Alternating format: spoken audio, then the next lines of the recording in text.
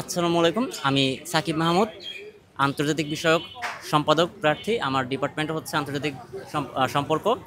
আমি হচ্ছে অপরাজেয় ৭১, অদম্য ২৪ প্যানেল থেকে প্রতিদ্বন্দ্বিতা করছি।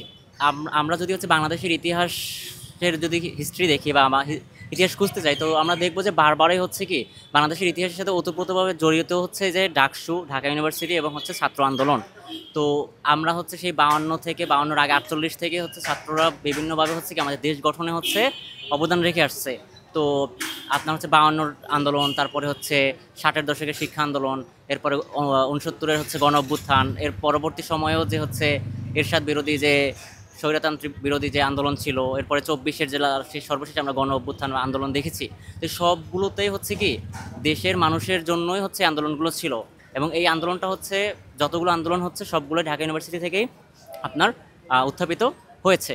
তো আমরা হচ্ছে সকল যে আন্দোলনগুলো, যে আন্দোলনের উপর ভিত্তি করে আমাদের বাংলাদেশটা আজকে গঠিত হয়েছে, সেই আন্দোলনের সকল সকল আন্দোলনের চেতনাকে আমরা ধারণ করি।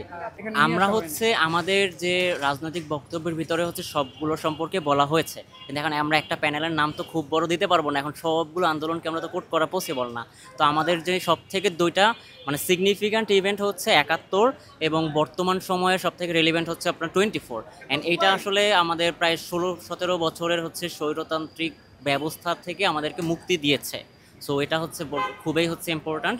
অ্যান্ড আমরা স্পেশালি হচ্ছে এই দুইটাকে হচ্ছে মেনশন করতেছি, কারণ ৭১ হচ্ছে বাংলাদেশের জন্ম দিয়েছে, আর আপনার ২৪ হচ্ছে বাংলাদেশের পুনরুত্থানকে আপনার হচ্ছে মানে পুনরুত্থান হচ্ছে ২৪ থেকে।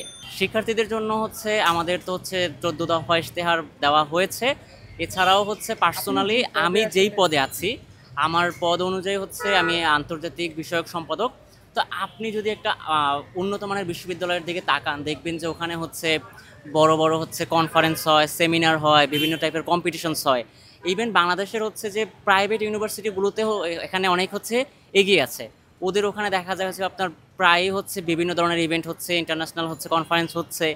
আমরা হচ্ছে আমাদের ভার্সিটিতে এইটা হচ্ছে খুবই আমরা কম দেখি, বা হলেও হাতে গোনা।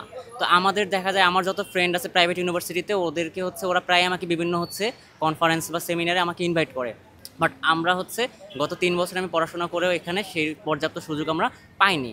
তো আমি যদি নির্বাচিত হই তাহলে হচ্ছে যে আন্তর্জাতিক বিষয়ক যে বিষয় বলি, এগুলো সম্পর্কে আমি কঠোরভাবে হচ্ছে আমার সর্বোচ্চ চেষ্টা করব। আমি হচ্ছে এছাড়াও হচ্ছে কুইজ করি রেগুলার। আমি হচ্ছে ঢাকা ইউনিভার্সিটি কুইজ সোসাইটির হচ্ছে একটা গুরুত্বপূর্ণ পদে আছি। তো ওখানে থাকার কারণে আমার হচ্ছে কুইজিংয়ের প্রতি হচ্ছে একটা খুবই ভালোবাসা আছে। তো এই যে কুইজ কিন্তু আসলে আমাদের দরকার জ্ঞানের জন্য। তো এই যে কুইজ কম্পিটিশন হতে পারে, তারপরে বিভিন্ন রকমের সেমিনার হতে পারে, কনফারেন্স হতে পারে, এই সব বিষয়ক অর্থাৎ শিক্ষার্থীদের হচ্ছে আন্তর্জাতিক পরিসরে তুলে ধরার জন্য যত ধরনের চেষ্টা করা যায় আমি আমার তরফ থেকে সেটা করব।